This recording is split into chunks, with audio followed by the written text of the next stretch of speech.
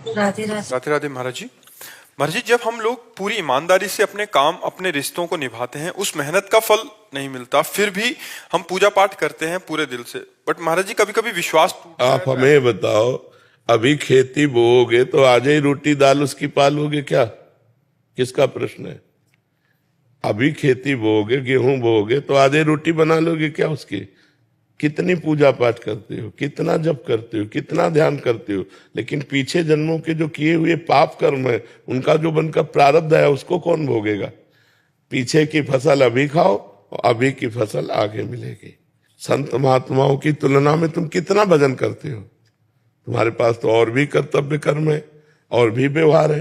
हमारे पास तो एक ही कर्तव्य कर्म है, केवल भजन। तो हमें भोगना पड़ रहा है, तो तुम्हें भोगना नहीं पड़ेगा।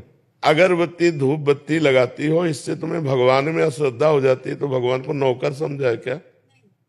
फिर अश्रद्धा क्यों? अश्रद्धा शब्द क्यों? अश्रद्धा नहीं है, पर मेरा प्रश्न ये है कि जो आने वाली युवा पीढ़ी है, जो बच्चे हैं, जो देखते हैं, तो उनका विश्वास। हाँ, आने वाली युवा पीढ़ी गर्लफ्रेंड बनावे, बॉयफ्रेंड बनावे, जहर जैसे व्यसन करे, गंदे आचरण करे, भगवान पर श्रद्धा करे, तो नरक जाओ, दुर्गति भोगो।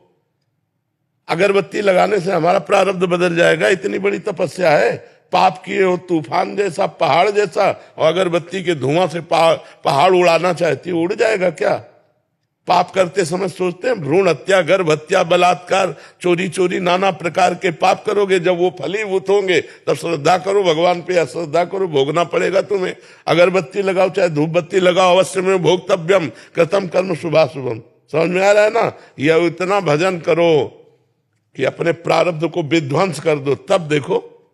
अरे 2-4 माला घुमा लिए, अगरबत्ती लगा, धूप बत्ती है, भगवान को धूप बत्ती चाहिए, भगवान को अगरबत्ती चाहिए, तुम्हारे अच्छे आचरण होने चाहिए। वर्तमान में अच्छे आचरण नहीं है। ईमानदारी से बोलो, जितने लोग बैठे हो, इस जन्म में अगर तुमको न्यायाधीश तुम्हारे कर्मों का आचरण का बना दिया जाए, तो तुम कितना अपने को दंड दे सकते हो? खुद न्यायाधीश बन के देखो तुमने कितनी गलतियां की है और क्या दंड तुम्हें मिला? कुछ नहीं। भगवान की कृपालुता की तरफ देखते हो? नहीं देखते हो। अनंत जन्मों से मनमानी आचरण करते लोग चले आ रहे। अब जब उनका फल आता है, अब इस जन्म में 2-4 अगरबत्ती लगा दी और हमें भगवान पर श्रद्धा हो रही। नौजवानों रास्ता इसी बात का ना, डिप्रेशन में गए, कर ली, ये कर लिया, वो कर लिया, यही परिणाम है। अश्रद्धा का परिणाम यही है। तुम अपने आचरणों को न देखो, भगवान को देखो। तुम चाहो कि हमें खूब पाप कर्म करें और इसके बाद जो है हमें भगवान आकर गले लगा लें, ऐसा होगा क्या? महाराज जी, ये प्रश्न इन्हीं का नहीं है। ये क्या आजकल क्या हो गया महाराज जी, अनुष्ठान नाम जप और कोई भी साधना नहीं है, बट जैसे मंदिर गए, मेरा पास हो जाओ हे प्रभु, पास हो जाऊं, पास नहीं हुए तो भगवान ने पास नहीं किया। पढ़ाई मत करो भगवान पास कर दे। मैंने मांगा कि मेरा बच्चा ठीक हो जाए, ठीक नहीं हुआ तो अश्रद्धा हो गई भगवान से। क्या फर्क पड़ता है? आकाश के ऊपर थूको, कोई फर्क पड़ता है क्या? तुम्हारे मुंह पे छिट्टियां पड़ेगी आके, भगवान आकाश के समान महान है, उनको क्या फर्क पड़ता? उन्होंने देखो, उन्होंने आपको खेती दे दी, आपको बीज दे दिया, अब आप जो बोओगे वो आपको काटना होगा। आपने पसंद किया बम्बूल, तो बम्बूल जगेगा उसमें बोया जो आपने।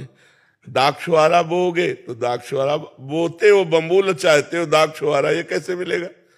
विचार करके देखो। करते हो गंदे आचरण, चाहते हो उत्तम फल। हर कार्य की सफलता उत्तम आचरण से होती है, ध्यान रखना। अगर आपका पूर्व प्रारब्ध बिगड़ा हुआ है, इस समय उत्तम आचरण करने पर भी आपकी हार होगी, क्योंकि वो पूर्व का पाप आपको परास्त करेगा। अगर पूर्व का पुण्य साथ दे रहा है, तो इस समय गंदा आचरण करने पर भी आपकी विजय होगी, क्योंकि गंदा आचरण वर्तमान में दंड नहीं देगा, ये आगे चलकर आपको दंड देगा।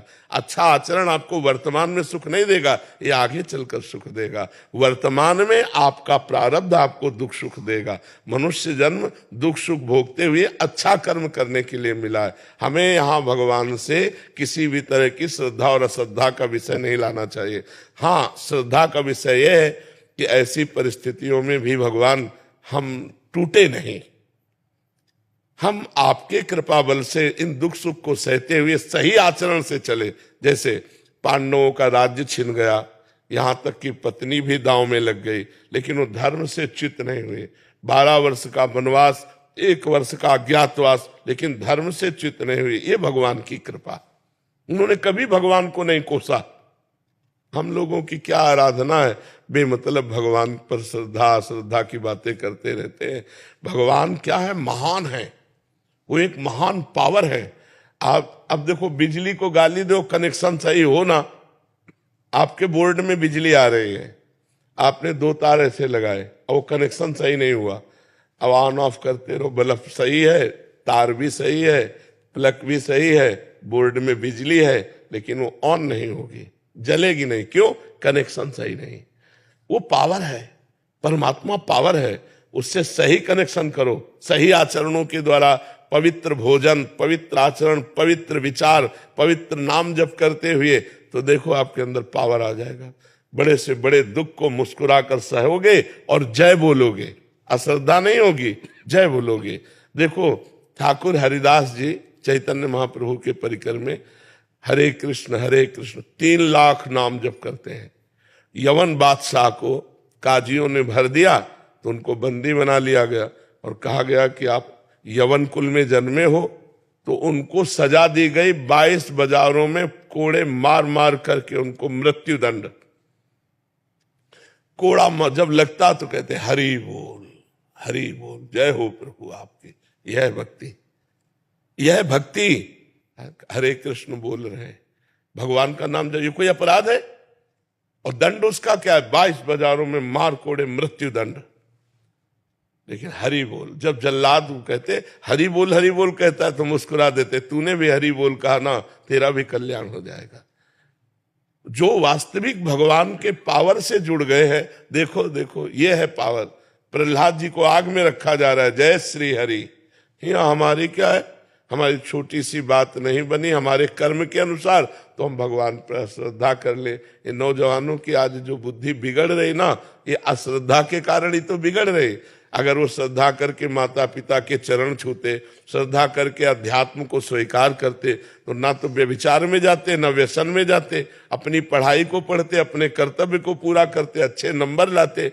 भाई अपने चैप्टर में बुद्धि तभी लगेगी जब हमारी बुद्धि शुद्ध होगी, एकाग्र होगी। अब व्यभिचारी की बुद्धि शुद्ध होगी क्या? अपवित्र बुद्धि।